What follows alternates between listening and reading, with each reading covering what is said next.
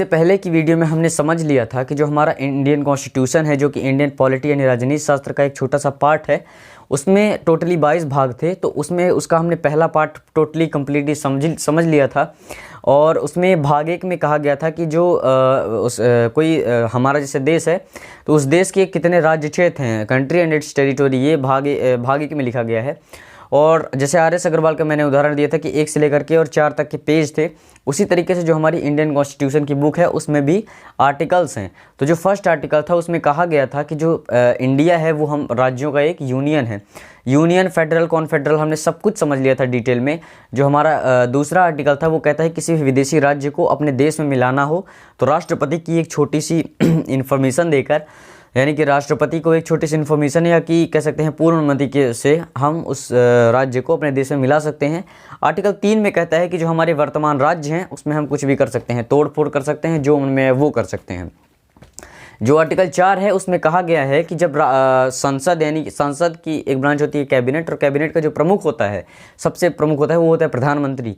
तो वो क्या कर सकते हैं कि जब आर्टिकल 2 और 3 का प्रयोग करेंगे तो राष्ट्रपति उसमें किसी भी प्रकार का हस्तक्षेप नहीं करेंगे। तो आज की जो वीडियो है उसमें हम समझेंगे कि जो हमारा अखंड भारत उधर अफ़गानिस्तान से लेकर के और इधर म्यांमार तक यानी वर्मा तक फैला हुआ था, उससे पहले वर्मा के नाम से जाना जाता था, तो ये कैसे टूट गया। तो आइए इस वीडियो में हम समझते हैं कि जो हमारा अखंड भारत था वो कैसे टूट गया। आइए समझते हैं कि हमारा अखंड भारत कैसे टूटा था। और ऐसे ही कोई लौह पुरुष नहीं कहता सरदार वल्लभ भाई पटेल को। उस टाइम पे इतनी लड़ाइयाँ लड़ी गई थी, इतने प्रकार की रणनीतियाँ बनाई गई थी। उन सारी रणनीतियों को आज हम समझेंगे, हमको पता चल जाएगा कि किस तरीके की रणनीति बनाई गई थी। तो देखिए, जो हमारा भारत देश था उसको सबसे पहले अलग किया गया था 1893 ईस्वी में। यहाँ पे स्क्रीन पे आपको ये अखंड भारत दिख रहा है। ये जो पूरा लाल वाला एरिया, रेड वाला एरिया दिख रहा है, ये पूरा अखंड भारत है, यानी कि इतना पूरा क्षेत्र हमारे भारत के पास था। फिर सबसे पहले जो अलग किया गया था वो 1893 ईस्वी में अफ़गानिस्तान को भारत से अलग किया गया था। वर्तमान में ये पाकिस्तान और अफ़गानिस्तान को अलग करती है, लेकिन उस टाइम पे जो पाकिस्तान था वो भारत में ही था, जिसके कारण भारत को और अफ़गानिस्तान को अलग करती थी। तो जो सीमा अफ़गानिस्तान को और भारत को अलग करती थी उसे कहा जाता था डूरंड लाइन। तो सबसे पहले 1893 ईस्वी में अफ़गानिस्तान को डूरंड लाइन की सीमा से अलग कर दिया गया, ठीक। और इसके बाद 1935 ईस्वी में म्यांमार यानी कि वर्मा को अलग कर दिया गया। यहाँ पे आप स्क्रीन पे देख सकते हैं। तो 1935 में वर्मा यानी म्यांमार को अलग कर दिया गया।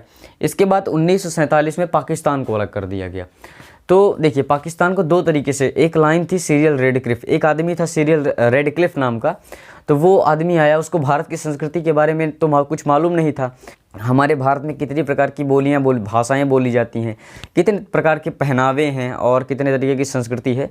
तो हमारे देश की संस्कृति को तो ये आदमी कुछ जानता नहीं था। ये आया, टेबल पे नक्शा रखा और जो पुलिस स्टेशन के हिसाब से इसने पाकिस्तान को, जो पश्चिमी पाकिस्तान है उसको उसकी सीमा के आधार पर अलग कर दिया, और इधर पूर्वी पाकिस्तान को, जिसे आज वर्तमान समय में बांग्लादेश के नाम से हम जानते हैं, उसको अलग कर दिया गया। तो अब इसने ऐसा कर दिया था कि जैसे वहाँ पे मैंने इससे पहले वाली वीडियो में आपको बताया था कि जो बेरूबरी वाला केस था, तो उसमें जैसे मेरे घर का जो आंगन था वो दूसरे देश में चला गया था और मेरा घर इस देश में, भारत में रह गया था। तो इस तरीके से इसने इसको विभाजन कर दिया था पुलिस स्टेशन के हिसाब से। तो ये सीरियल रेडक्लिफ के हिसाब से अलग कर दिया पूरे पश्चिमी पाकिस्तान को, जिसे हम वर्तमान में पाकिस्तान के नाम से जानते हैं, उसको बांग्लादेश का। तो आइए अब समझते हैं कि जब पाकिस्तान एक अलग मुस्लिम कंट्री बन गई तो पाकिस्तान के साथ कैसे क्या हुआ।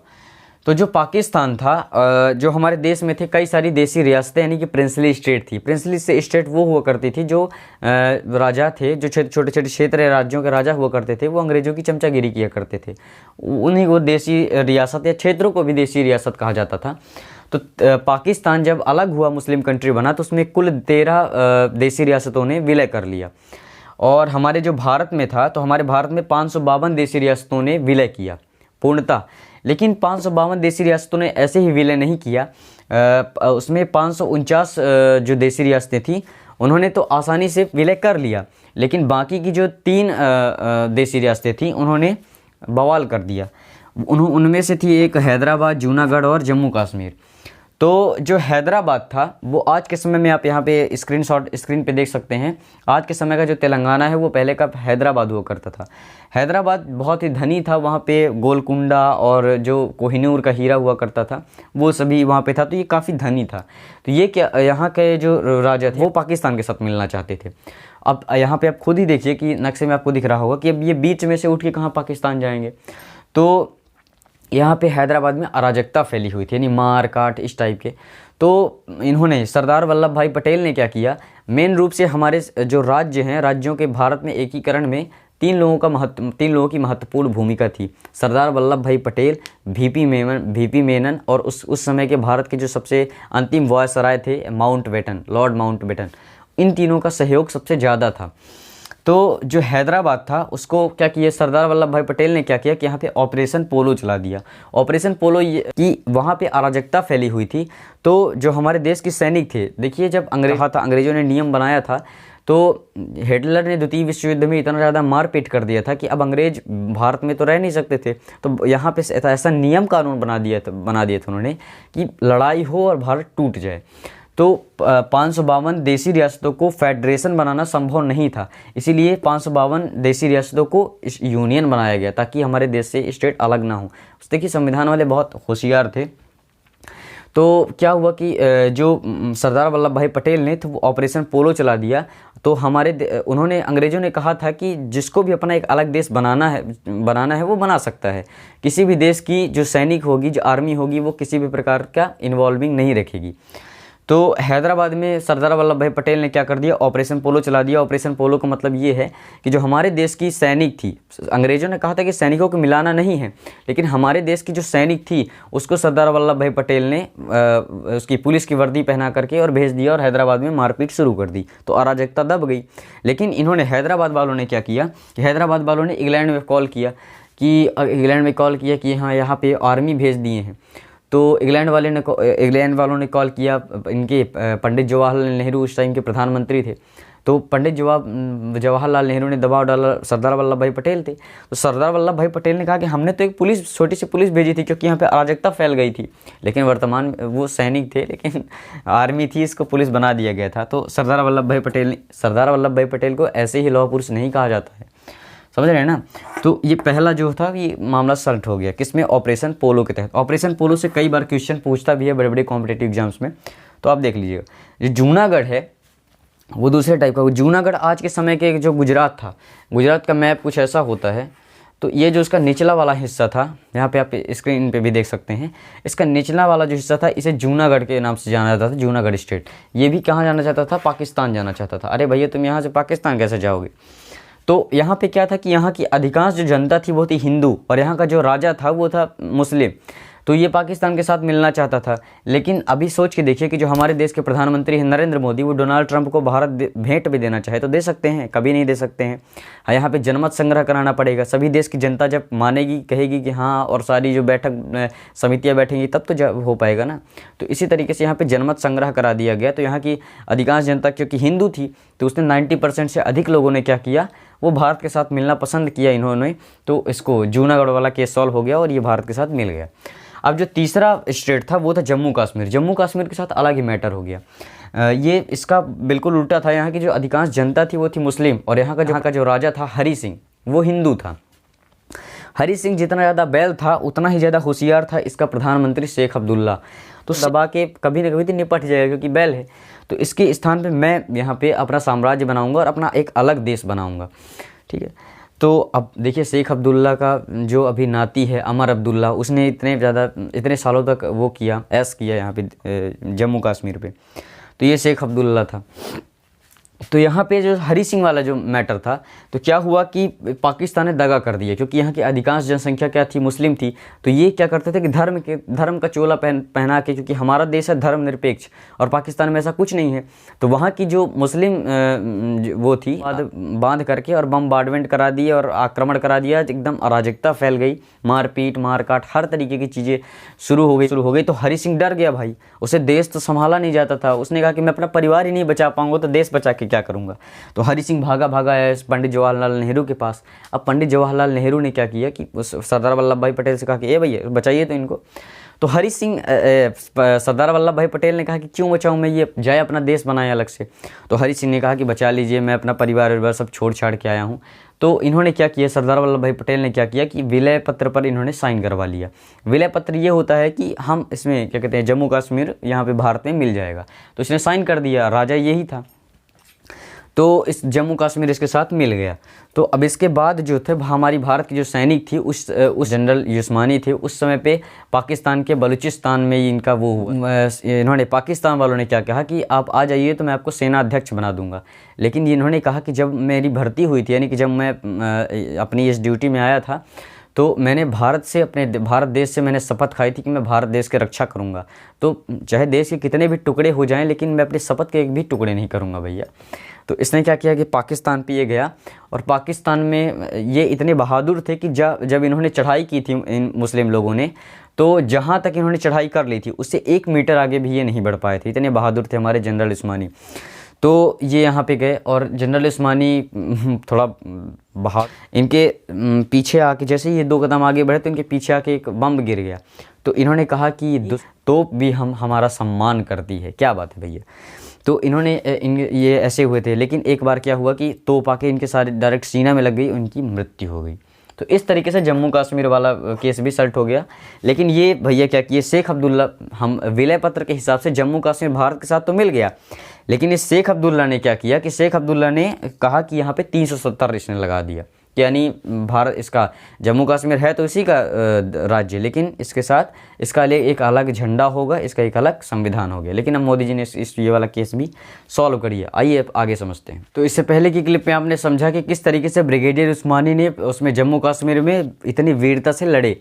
नौशेरा वो क्या करते थे कि उन्होंने कहा था कि जब तक हम पाकिस्तानियों को पीछे भगा नहीं देंगे तब तक हम सोएंगे नहीं, इसीलिए उनको नौशेरा का शेर भी कहा जाता था।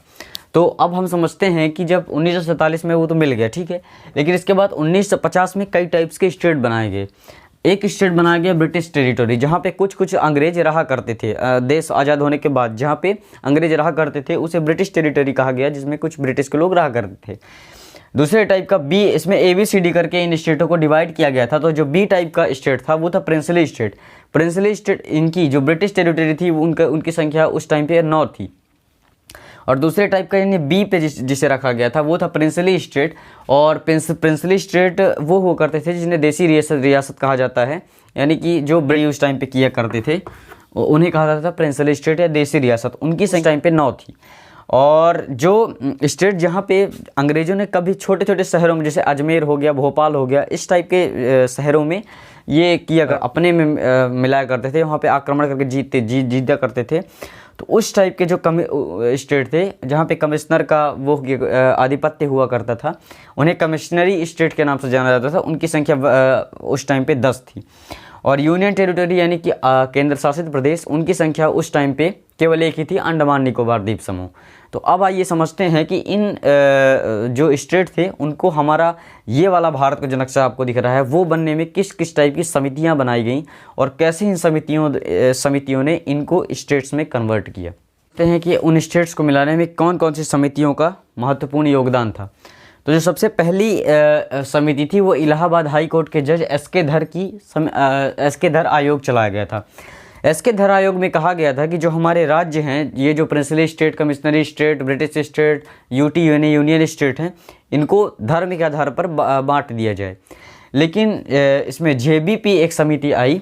इसके बाद एक समिति आई, कौन सी, JVP। जे का मतलब है पंडित जवाहरलाल नेहरू, बी का मतलब है वल्लभ भाई पटेल और पी का मतलब है पेट्टा सीताजी रमैया। तो इस समिति के आधार पर इन्होंने इसका विरोध किया कि नहीं, भाषा के आधार पर हम इसको नहीं तोड़ जाएगा, इसका विरोध किया इन लोगों ने। लेकिन इसके बाद एक सबसे बड़ा वो मामला हो गया 1952 में। 1952 में पेट्टू श्री रामलू नाम का एक आदमी था, एक युवा आदमी था। उसने क्या किया कि वो कहा कि नहीं, भाषा के आधार पर उसने आंध्र प्रदेश को, मद्रास के ऊपर में आंध्र प्रदेश और मद्रास के नीचे तमिलनाडु, इन दोनों को तुड़वाना चाहता था। वो कहता था कि हमसे जहाँ हम रहते हैं वहाँ तमिल भाषा हमको समझ में नहीं आती है, इसके लिए हमारे आंध्र प्रदेश को अलग कर दीजिए। तो क्या कि सरकार ने इसको अलग कर से साफ ही इनकार कर दिया। उस समय पर पंडित जवाहरलाल नेहरू प्रधानमंत्री थे। तो पेट्रू श्रीरामुलु क्या किया कि भूख हड़ताल पर बैठ गया, और ये आदमी 56 दिन तक भूख हड़ताल पर बैठा रहा। और भूख हड़ताल में बैठने के बाद 1952 में इसकी मृत्यु हो गई, 56 दिन तक भूख हड़ताल के रहने के बाद। तो जब ये मर गया आदमी, इसकी मृत्यु हो गई, तो पंडित जवाहरलाल नेहरू को भी उनकी कुर्सी बचानी थी, तो देश की जनता भी खाती, तो लॉर्ड डलहौजी से भी खतरनाक है पंडित जवाहरलाल नेहरू। तो पंडित जवाहरलाल नेहरू ने क्या कर दिया, सर्वप्रथम इन्होंने क्या कर दिया कि भाषा के आधार पर चेंज कर दिया। भाषा के आधार पर पहली बार मद्रास के ऊपर आंध्र प्रदेश को अलग कर दिया, और भाषा के आधार पर जो जहाँ तमिल बोली जाती थी तो तमिलनाडु बना दिया। तो इस तरीके से इसको तोड़ दिया गया। इसके बाद जो फर्स्ट जो भाषा के आधार पर राज्य को अलग किया गया वो आंध्र प्रदेश और तमिलनाडु को अलग कर दिया गया।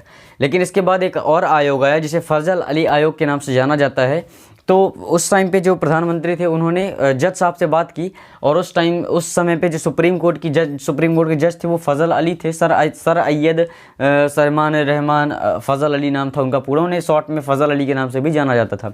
तो फजल अली आयोग जो था उसमें 3 सदस्य थे, एक फजल अली थे, 2 कोई अन्य थे, और इसे पारित किया गया 1953 में, यानी इसका प्रस्ताव जो रखा गया वो 1953 में रखा गया, और जो इसका रिपोर्ट आया वो 3 साल बाद आया, यानी कि 1956 में आया। तो क्वेश्चन यहाँ से अक्सर पूछ दिया करता है कि फजल अली आयोग अक्सर हमेशा रिपोर्ट में ही आपको देना चाहिए, तो 1956 का आंसर इसका सही है, फजल अली आयोग, और 1956 में पारित किया गया। ठीक है, तो इन्होंने फजल अली आयोग ने कहा इस आयोग के अंतर्गत कि हम भाषा के आधार पर तोड़ सकते हैं। जो गुजरात बोलता है वो जो गुजराती बोलता है वो गुजरात में रह सकता है, जो मराठी बोलता है वो महाराष्ट्र में रह सकता है, लेकिन महाराष्ट्र में इसको अलग कर दिया गया। लेकिन ऐसा नहीं होगा कि जिससे गुजराती नहीं आती है तो वो गुजरात में नहीं रह सकता है, वो वहाँ पर रह सकता है। ठीक है, क्योंकि वो विभाजन से संबंधित हो जाता। तो इसके लिए ऐसे ही थोड़ी कि फजल अली आयोग कैसे हम शामिल कर लेंगे, इसके लिए 7वां संशोधन किया गया 1956 में, और 1956 में 7वां संशोधन किया गया और संविधान में, और इसे फजल आयोग के अंतर्गत हमें 14 राज्य हो गए और 7 केंद्र शासित प्रदेश हो गए। अब आगे समझते हैं कि अब 28 राज्य और 8 केंद्र शासित प्रदेश कैसे हुए। फजल अली आयोग के संबंध में हमने देखा कि फजल अली आयोग के अंतर्गत 14 स्टेट्स को और 7 केंद्र शासित प्रदेश को बना लिया गया। लेकिन इसके बाद पंजाब के साथ एक अलग ही मैटर हो गया। पंजाब का पहले पूरा नाम था Patiala and start Punjab union, जिसे पेप्सू के नाम से शॉर्ट में जाना जाता था, पेप्सू। तो इसमें क्या किया गया कि 1966 में एक आयोग गठित किया गया जिसे शाह आयोग के नाम से जाना जाता था। तो 1966 में शाह आयोग के अंतर्गत पंजाब में यह कह दिया गया कि जहाँ पे हिमालय ज़्यादा है, बर्फ़ वाले क्षेत्र हैं, उसको हिमाचल प्रदेश बना दिया गया। और इसके बाद जहाँ पे पंजाब के निचले वाले क्षेत्र में, आप यहाँ पे देख सकते हैं, पंजाब के निचले वाले क्षेत्र में जहाँ पे हिंदी बोली जाती है उसको हरियाणा बना दिया गया। जहाँ पे पंजाबी बोली जाती है उसको पंजाब बना दिया गया। और एक यूटी यानी कि यूनियन टेरिटरी बना दिया गया था, केंद्र शासित प्रदेश बना दिया गया था चंडीगढ़ को। चंडीगढ़ ये ऐसा टाइप का एक यूनियन टेरिटरी था कि जहाँ पे राष्ट्रपति का अधिकार होगा, वो एक कहते यूनियन टेरिटरी होगी, यानी कि दोनों का संघ होगा, किसी एक का नहीं होगा। राष्ट्रपति उसमें अधिकार रहेगा राष्ट्रपति का, वहाँ से उसको पावर रहेगी। ठीक है, तो ये एक टेरिटरी बना दिया गया। तो इस तरीके से इस शाह आयोग के अंतर्गत हमारा एक भारत का एक विशाल साम्राज्य, मैं यहाँ पे पूरी स्क्रीन पे भारत का नक्शा लगाऊंगा, मैं खुश हो गया एकदम से। ठीक है, तो इस तरीके से हमारा जो ये अभी ये नक्शा आपको दिख रहा है, ये पूरा नक्शा बन के तैयार हुआ, और हमारा अखंड भारत जो कि टूटते टूटते आज इस रूप में है। देखते हैं 29 राज्य थे, तो इस तरीके से कितने राज्य बन गए, 28 राज्य बन गए और 8 केंद्र शासित प्रदेश बन गए। पहले क्या था कि 29 राज्य थे जम्मू कश्मीर, लेकिन जम्मू कश्मीर को मोदी जी ने 370 लगा के हटा दिया, तो 28 राज्य हो गए, और लद्दाख और जम्मू कश्मीर हो गए थे तो 9 केंद्र शासित प्रदेश हो गए थे। लेकिन दादर और नगर हवेली और दमन और दीव को मिला करके 8 केंद्र शासित प्रदेश बना दिए गए हैं। तो इस तरीके से आज हमारा जो ये अखंड भारत था समझने के लिए, तो मेरे हिसाब से मैंने सब समझा दिया है। इससे अगली वाली वीडियो में हम भाग 2 समझेंगे, और भाग 2 में भी कितने टाइप के आयोग, क्या इस भाग 2 में शायद सिटीजनशिप है जो कि 5 से लेकर 11 तक के अनुच्छेद में हम उसको समझ लेंगे। तो मिलते हैं अगली वीडियो में।